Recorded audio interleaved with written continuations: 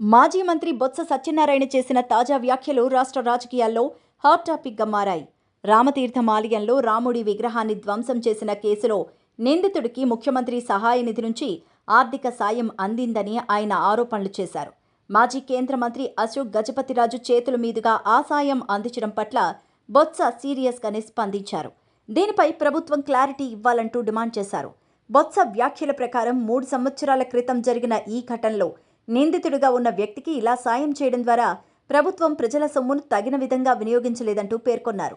ఒకవేళ ఆ వ్యక్తి నిందితుడు కాదని ప్రభుత్వం భావిస్తే విచారణ జరిపించి నిజానిజాలు వెలికితీయాలని, నిజమైన నిందితుడిని కఠినంగా శిక్షించాలన్నారు. కానీ ప్రభుత్వం అలా చేయకుండా నిందితుడికి డబ్బు అందించడం వెనుక అసలు ఉద్దేశం ఏమిటో ప్రజలకు స్పష్టత ఇవ్వాల్సిన అవసరం ఉందన్నారు. ఇక ఈ అంశంపై బీజేపీ, జనసేన పార్టీలు మౌనంగానే ఉన్నాయని బొత్స విమర్శలు గుప్పించారు. రామతీర్థం ఘటనకు అప్పట్లో తీవ్రమైన అభ్యంతరం వ్యక్తం చేసిన పవన్ కళ్యాణ్, బీజేపీ నేతలు ఇప్పుడు ఎందుకు స్పందించడం లేదంటూ ప్రశ్నించారు. హిందూ మతాన్ని రక్షించే బాధ్యత వీరిదేనని చెబుతూ ఉంటే ఇప్పుడున్న పరిస్థితులపై ఎందుకు స్పందించలేదని బొత్స అడిగారు. అంతేకాకుండా కూటమి ప్రభుత్వం ఇచ్చిన హామీల అమలుపై కూడా బొత్స ఆగ్రహాన్ని వ్యక్తం చేశారు.